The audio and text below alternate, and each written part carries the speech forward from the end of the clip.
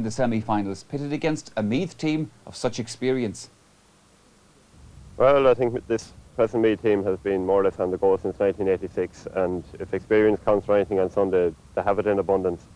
But ourselves, we've grown up together as a team, and I think we've now reached maturity, and if we're going to do it, this has to be the year for us. How do you view this long campaign Meath have had this year? The players themselves saying that they're tired and getting worn out. But I mean, the reality of it is that they've had so many matches to really get their teamwork down to a fine art this year. Well, they have, Michael. I think they've had something like 8 matches to come out of Leinster. And, match practice really, at the end of the day, is the best practice you can get. And I'm sure Meath, they went training maybe on the Wednesday night in between matches and kicked the ball around, but there was no great physical exertion, I'd say, on their behalf. So really, all their physical training was done in their matches. And, during the matches, they have to have built up great teamwork and, the great know-how and will to win that Meath teams have had down through the years. And it's brought them through, to the All-Ireland semi-final next Sunday. How would you see the midfield role with yourself and Seamus Killorn? Because here's an area that Meath have not done particularly well in this year. Well, Meath seem to do poorly at midfield, but I think their half-back line has been outstanding all year. And maybe Meath favour the long ball from the half-back line, 50-yard ball into the full-forward line. And Meath have been bypassing midfield a fair bit this year. But they've still been fairly consistent, and in all the matches so far, they haven't been totally outplayed at midfield. Let's look at your own campaign in the West. You had a sticky enough game against Leitrim to start off with. And then, I have to put it to you, lucky against Mayo down in Castlebar. Well, you could say that, Michael. The Leitrim match was always going to be a difficult match for us. Leitrim had been going very well, and they were hyped up by the media before the match. And we had to travel to Carrick-on-Shannon to play the match. So, we were happy to get out of that match. We won by 4 points, and I think we won fairly conclusively in the end. The Mayo match in Castlebar, I think it was a game of 2 halves. Mayo played very well in the first half. We turned around, I think, 3 points down and playing into a stiff wind in the second half. But thankfully, we had a few words in the dressing room at half-time. We got our act together and gave a great second-half performance. And, Derek Duggan kicked the last 3, I think, from 60, 65 yards. And I think on the day we deserved a draw.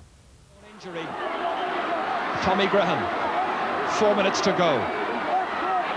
12 points for Mayo, 12 points for Roscommon, the defending Connacht champions. Newton steadying, looking for the lead score, and they're in front. Roscommon in front for the first time in the match. John Newton, the team captain, kicking the ball over the bar. Curiously, both sides of this match have played better when playing against the wind. Perhaps they've tried that bit harder. Enon Gavin. Easily gathered by Tomas Tierney.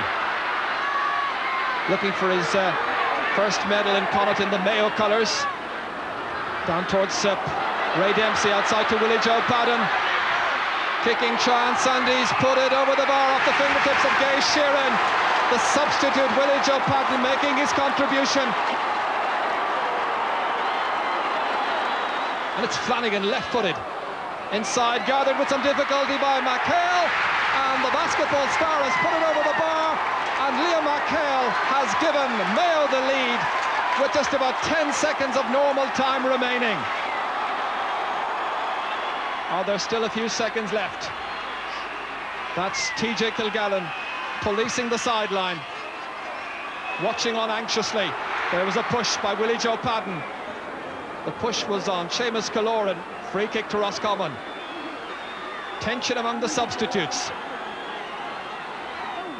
And it's particularly tense out on the field. Michael Donlan has come out to kick this one. A really high kick, well delivered, it's gone over the bar! It's another draw, it seems. Roscommon's 14th point. It was kicked over by Derek Duggan. Duggan has kicked his 6th point of the afternoon. A tremendous kick, a huge kick from a mighty distance out against the wind. Well, then you were into the replay. Now, Roscommon carried in this bad record against Mayo in Roscommon, but you played well on the day. We did, Michael. A lot of people are talking about a bad record in Croke Park, and, before this 2 years ago, a lot of people were talking about a bad record in Hyde Park, especially against Mayo. But we've won the last 2 Connacht finals in Hyde Park now, and I think we've laid a couple of hoodoos this year. The replay, I think we were probably worth a 3 or 4 point victory.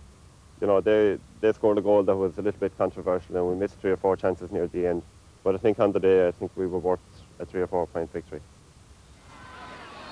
It's kicked in by TJ Kilgallen. Willie Joe Paddle lets it bounce off his chest. Durkin still looking for his first point, but he's out around the middle of the field trying to make things happen for some of the others. Mac Hale dropping it well in towards Anthony Finnerty. Did he push? He's got to go! Down towards John Newton, has gone in around full forward. Tony McManus, or rather it's Derek Duggan against Dermot Flanagan. Now Tony McManus again trying to step into the breach here, engineer something for Roscommon. John Newton kicking with the outside of the right boot, and they're on level terms.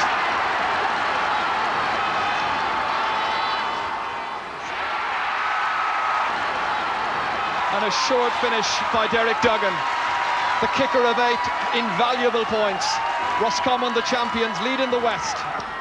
One thing that will be different to last year's kind of campaign is that you now take experience with you to Croke Park, having been there last year for the semi-final. Will that be a help?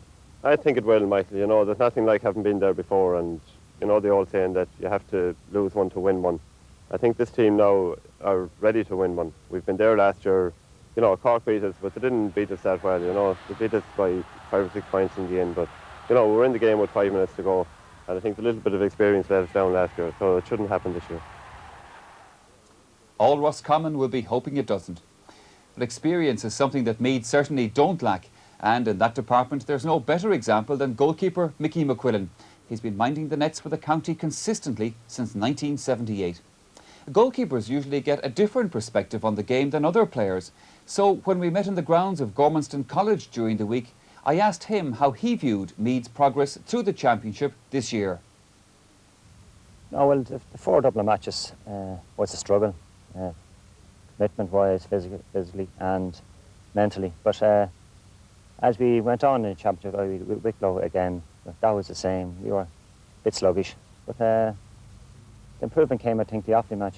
I felt we were very hungry at that day, played very good football, and we had an easy match that day, and then we came to the Leinster final, which was another struggle in one sense. The game was a physical game, and it was a bad day for football, but we done enough to win, you know. I'm happy enough. And again, Laois take the free kick terribly quickly, and it's Mick Turley raiding. Chance for Laois to get their opening score. A really dangerous situation from Meath's point of view, and McQuillan produces a very fine save. Mick Turley's come out to take the free, 30 metres out. Breeze blowing into his face. Game in injury time. McQuillan coming, gathering, supported by his backs, fouled. Well, a needless foul by Michael Dempsey after the goalkeeper had handled securely. People say that it would be a shame at this stage to see Meath lose, having put so much into it. Is that fact itself making players more determined that nobody wants to go out now, having gone so far? Yes, it was a great Leinster championship to win, 8 matches or so and 2 extra times. But at the end of the day now, we've won something for our efforts, a Leinster championship. And right, that's out of the way. At the start of the year, that's what you set out to win. Now, you meet Roscommon on Sunday, and it's a stepping stone to an All-Ireland final. You lost your place in the Meath team a year or 2 ago. Now, we thought that was the end of what had been a great career for you, but you bounced back again. So obviously you're still determined to achieve more in the game with Meath. Yeah, like once you're wearing a Meath jersey or on the panel, you want success. And yes, I lost out 1 match against Antrim a year and a half ago, so I kept going at it, kept training away, and hopefully you're just waiting for a break. And I got the break at the start of the championship, and I think so far I've done reasonably well. Things have went well for me, you know. That's easy saying that, like the fence in front of you and everything, and the team's going well. So, yes, I'm enjoying the football at the minute, and I'd like to go on for another few years anyway. Mickey McQuillan looking forward to further success with Meath. And one man who doesn't have too much to look forward to this weekend in football, unfortunately, is Meath's cornerback Robbie O'Malley. A broken bone in his foot incurred in the game against Laois means that he'll miss the semi-final against Roscommon. A disappointment surely, but when I met him at his home during the week, he was philosophical about it all. Yeah, it's a little bit unfortunate, Michael, I suppose. My timing is a little bit out, to say the least. But as I've said all week, I was in hospital on Saturday night, with no more than a broken leg, and I saw people an awful lot worse off than I am. And I would be at pains to say that, because in a footballing sense it's very disappointing, and as I say, the timing is bad, but there's an awful lot of people a lot worse off than I am, as I say. Michael Dempsey the taker. 0-2 Meath men combining. Lyons was one of them, the other was O'Malley. What do you remember of the injury? How exactly did it happen? I don't remember a thing about it. Some of the reporters asked me the same question after the match, and some of the supporters. And my answer was that you tell me, because I didn't see it. And I just remember hitting the deck, and I looked at, first thing I saw was my glove, had a white glove on me, and it was splattered with blood from a knock that I got on the head. So that's about all I remember of the actual incident. Apparently, according to Mickey Lyons himself, it was him that hit me, and or a leashman. But otherwise, it could have been anybody that hit me, I don't know. This Roscommon team that Meath face on Sunday, it's not going to be easy again for Meath, obviously. They are Connacht champions for 2 years in a row. They've been to the semi-finals last year, and they've come with some experience then. I think there's a lot of positive signs for Roscommon. The fact that they were beaten in last year's All-Ireland semi-final and probably feel themselves that they didn't do themselves justice on that day will in fact be a spur for them. One of the most obvious things being talked about, and rightly so, is their midfield pairing of Newton and Cologne, and it's a very, very strong one. It's no secret that we've been having our troubles at centre field so far, but I mean, we've still been winning at the same time.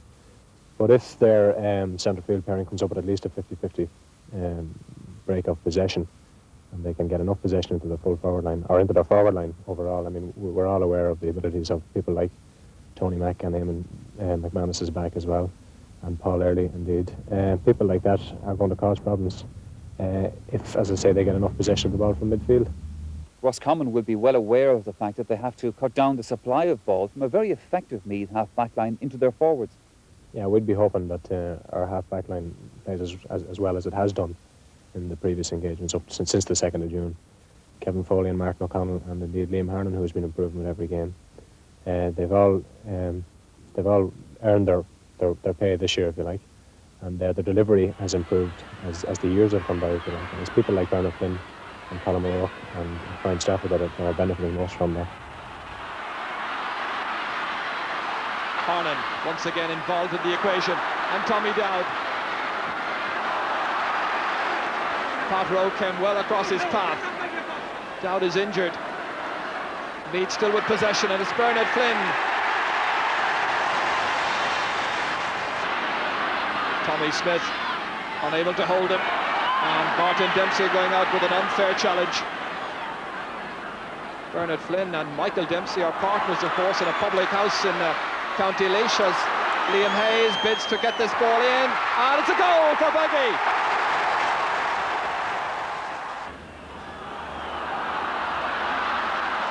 O'Rourke against George Doyle. Blocked down brilliantly by Doyle. Stafford against Martin Dempsey. Nice turn. That's much better.